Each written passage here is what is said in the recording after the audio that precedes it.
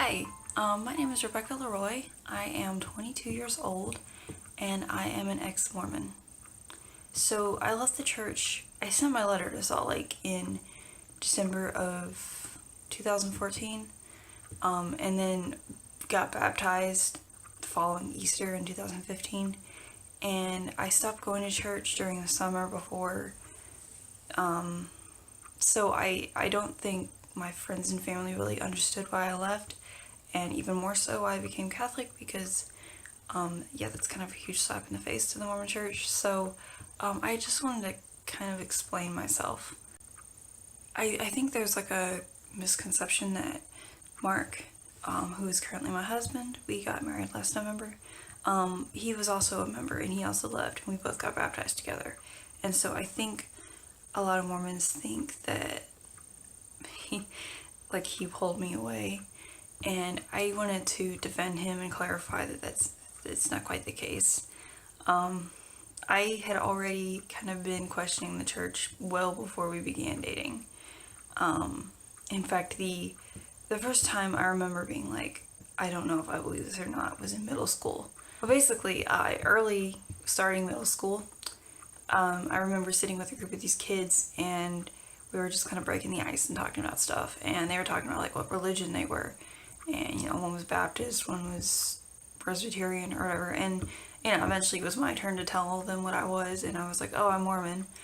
And, they didn't know what that was. So I began to explain, just the basic missionary 6th grader version. Some guy with these golden plates found them in a mountain, and the golden plates are actually the Bible of the Native Americans, because they came here and they came from Israel. And I'm starting to explain this in their faces. I can't make faces, but it was pretty clear to me that they thought that I thought, just saying this out loud, it was the first time I had ever heard myself say it and try to explain, put together all the stuff that I had been taught in primary, and realizing how overly convoluted, strange, and unrealistic it sounded. So at that point, I just kind of told them, because I didn't want, to be weird to them, that it was something that my parents believed. But I didn't really know what I believed yet. And they were like, oh, okay, cool. But that was the first time when I thought, okay, maybe I should start, making sure this is the right thing, because I don't want to spend my whole life stuck in the wrong religion. But honestly, in middle school, there was so much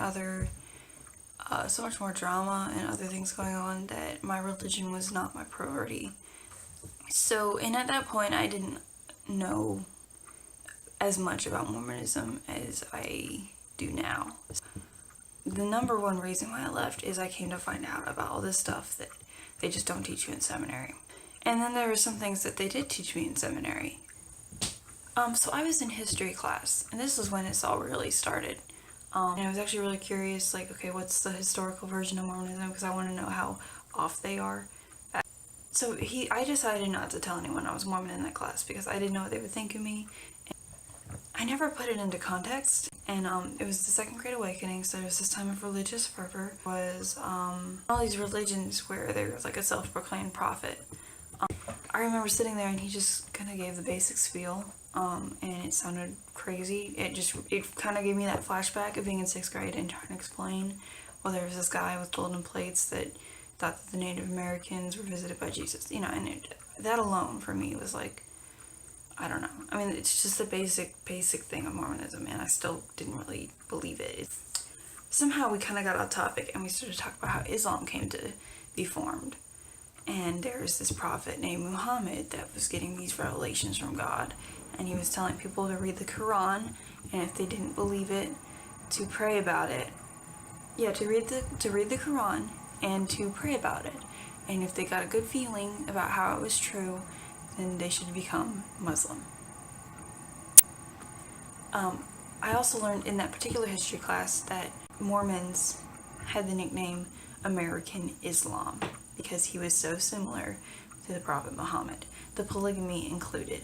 So I realized if that's how Islam came to be formed, how is that different from Mormonism? How is Mormonism truer. So this got me to kind of sleep on it. This is the first time I was ever like, okay, what if it's not true? You know, what should I think of? So I realized so I was thinking about the polygamy, and I was like, okay, well, just how many wives did Joseph Smith have? Because maybe if it was just a couple of wives, I can just brush it off and say, okay, well. So I found a chart, and he had over 40 wives. And then some of those wives were married to other men. They were like siblings or mother and daughter, or some of them were as young as 14 and younger. And I even asked the next day in seminary, because it happened to come up around the same time, the polygamy thing. And my seminary teacher said that, like, the reason for polygamy was to procreate the religion faster, like to make more Mormons quicker.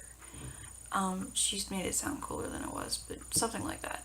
And that it was normal at the time for a 14-year-old to be married to him. So I was like, even if it was normal at that time, like, I don't think I would be cool with that. It turned out that an angel with a flaming sword told Joseph Smith to be a polygamist, and I thought that was oddly convenient. And I found out that it was not normal at the time. It was no normal then than it is now to marry someone at that age. And then the whole argument came up that, well, if they didn't have sex, well, if the whole point of polygamy was to procreate, then why did they get married? I don't know. I really, it's too skeptical. It's too sketchy. It's too close to the line. 14, come on. Also, while we were in history class and we were learning about the Columbus Exchange. So when Columbus came to America, he brought horses, iron. I mean, there were all these things that were not available in the Americas until Columbus came, that were in the Book of Mormon. I even asked my mom about that, and she said it might have been to Piers. So as that all came to light, I stopped. At that point, I was like, I don't know if I believe this or not. I'm not going to say I believe it. I'm going to go to church so my parents don't flip out, and I'm going to be Mormon on Sunday, you know.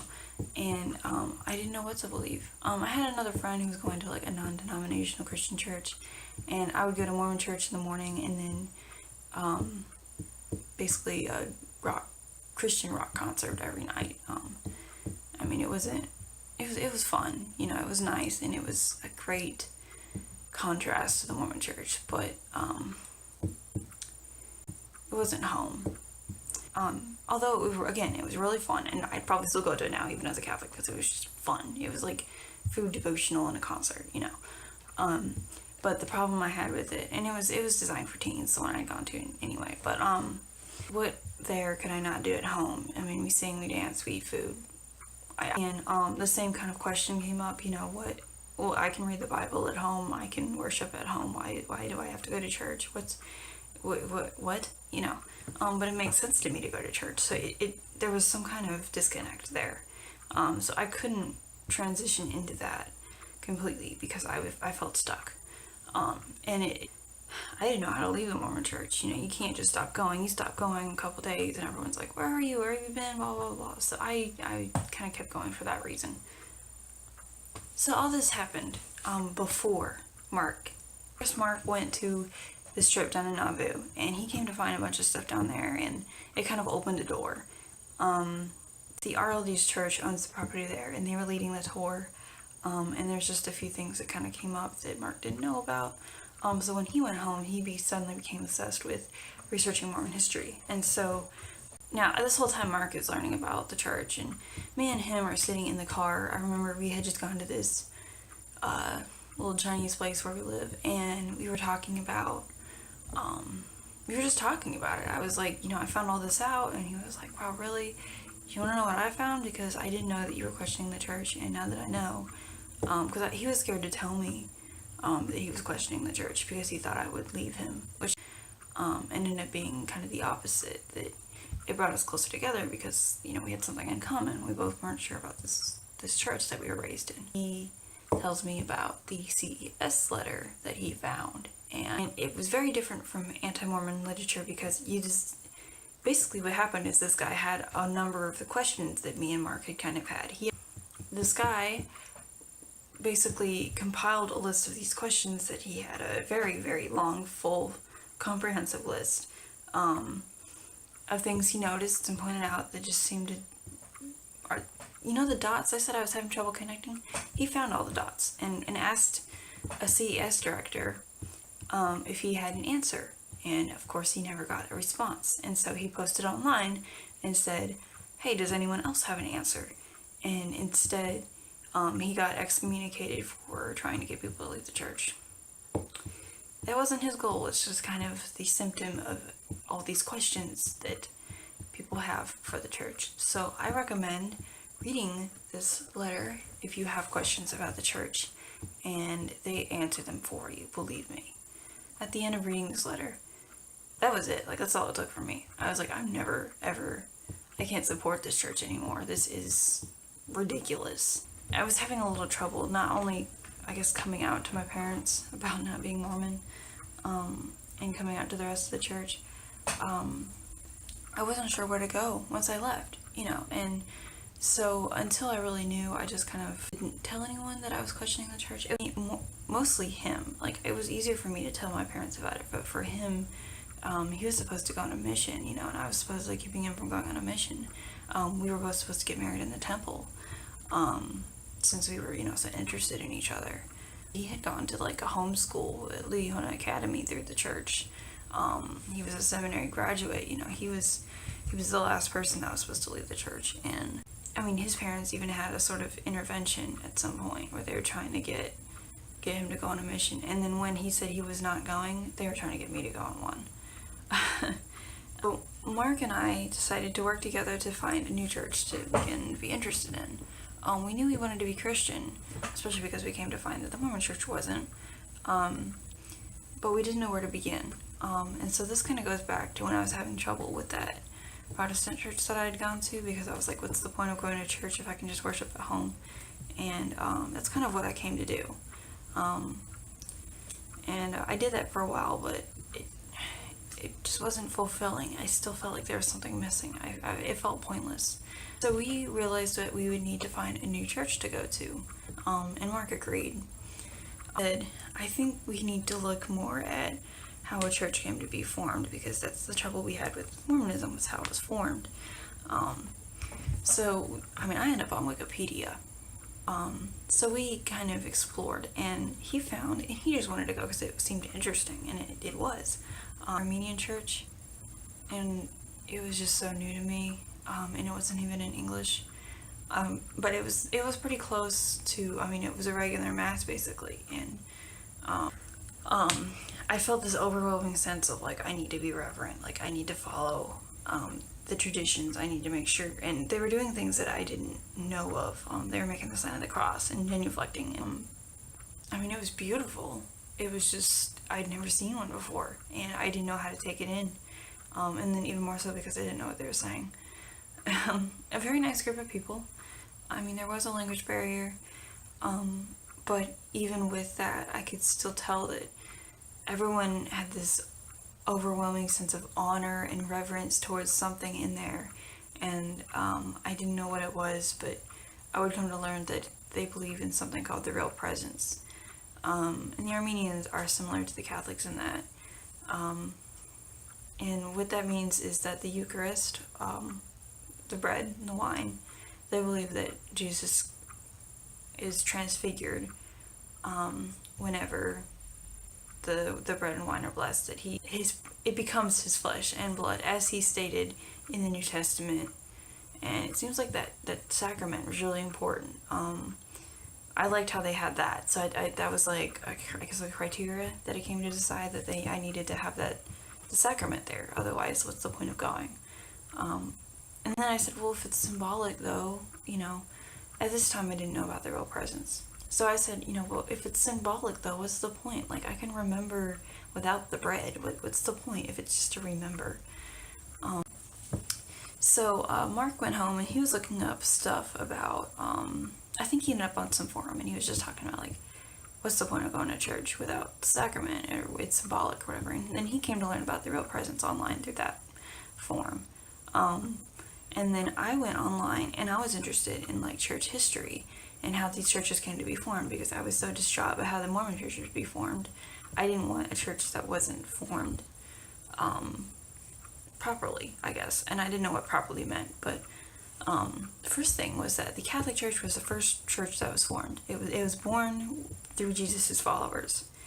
And then the problems that Mormons supposedly had with it is that at some point there was this apostasy, and that the priesthood was no longer on the earth. Well, looking at just on Wikipedia, I came to learn that there was in fact no apostasy, and that the priesthood that Jesus passed down is in every Catholic priest. And that and I was like, are you serious? I was actually discouraged. Like, this whole time I thought Jesus' church had been broken at some point, and I was somehow trying to find the missing remnant of it. I came to find that it was big and booming, and it was the biggest Christian church on the planet. And he kind of had the same experience. He did the same exact thing I did on Wikipedia. So we both went, and we happened to go to St. Anne, Charlotte, because it had the only Latin Mass in the area. And again, Mark was very fascinated with these more glorious liturgies, and Latin Mass was amazing. And every move had significance, every word, and they had this book, so you could see everything that they were saying in English, and it was just these beautiful prayers. And I mean, there was more to it than beauty. Like, they were worshiping something. And sometime during the middle of the Mass, Mark whispers to me, and he explains what the real presence is, and this is my first time hearing about it. And then all of a sudden, all these dots that I was having trouble connecting with everything, they suddenly connected. Like, that was it. That's what we were missing. That's the point of going to church. The real presence was huge for me. And we were like, okay, let's check this out a little deeper. And so Mark went online. He found out there happened to be a class on Catholics that was taught by that church. It's called RCIA, Rite of Christian Initiation. So we began going to that. It was all it took. As we came to learn more about the Catholic Church, we were like, yep, that sounds right. Yep, that sounds right. Really right. Really, really right. Not like, oh, I guess I can roll with that. No, it was like, oh, this is the truth. Oh, this is what Christianity is. Around the same time, I was also reading Mere Christianity by C.S. Lewis, and I came to understand what real grace was, and that was a big thing for me too. The Mormon Church kind of teaches, by your works, and Protestant churches often teaches, through faith, but the Catholic Church teaches that it requires both, by your faith and by your works, which I thought was important. I thought that you can't just believe in a church and automatically go to heaven, but you can't earn your way into heaven either just by doing it. It doesn't matter how bad you are at that point. If you do good stuff too to try to make up for it, like, there's got to be something in between. And the Catholic Church believes in confession, repentance, and I had trouble with repentance in the Mormon Church. It felt like you could never know if you repented enough or not. I always felt like I wasn't repentant enough. Like, it didn't matter how guilty I felt. I felt like if I was still guilty, then I didn't repent right. And I felt pretty guilty all the time because of it. But with the Catholic Church, you go to confession and you do penance and you're good. Just don't do it again. And of course you're gonna still feel guilty for it, but you're not gonna feel shamed about it because you've reconciled. It was my first time experiencing true reconciliation. We went through the RCI process and then got baptized, and then that was kind of it. During the RCI process, so about a few months into the church, that's when I said, okay, I have to tell my parents. So at the same time I told my parents, I also sent a letter to Salt Lake, and Mark ended up telling his parents, and they ended up coming to our baptism. My parents came to our baptism, so it all ended up being really nice, and very long Easter vigil, but beautiful, and Holy Week was amazing. And I still, like, the day I was baptized, I feel like I've never felt that grateful again. I don't think I ever can. But I'm just glad I got baptized, and I'm glad I'm Catholic now, and I couldn't be happier. There's this funny myth that the Mormons have that you can't be happy unless you're Mormon, but that is complete crap. I am so relieved that I decided to make the decision to leave, and I hope that I'm not the only one that decides to follow through with it. All that stuff about families can be together forever, that's still true in the Catholic Church. There's nowhere in the Bible where it says Christ is going to separate you from your family after you die. That's just, it doesn't say that anywhere. And I just hope that all the Mormons that are, they just don't know, you know. That's the trouble I had when I left, is like, I like the Mormons. They're nice people. They are trying really hard and using what they believe to do what they think is right, but unfortunately, it's just, they've just been misled. They're like sheep that are going in the wrong direction, being led by a false prophet. And I just hope that the Mormons that, you know, have the capacity to, that they can wake up and find the right direction to go, and follow the true shepherd of Christ. And it's up to you. Don't let others influence you too much. You know, you have to make this decision for yourself. But I definitely encourage you to read and research. In fact, the Catholic Church teaches you to question, because that's how you learn. The Mormon Church, you're taught not to question.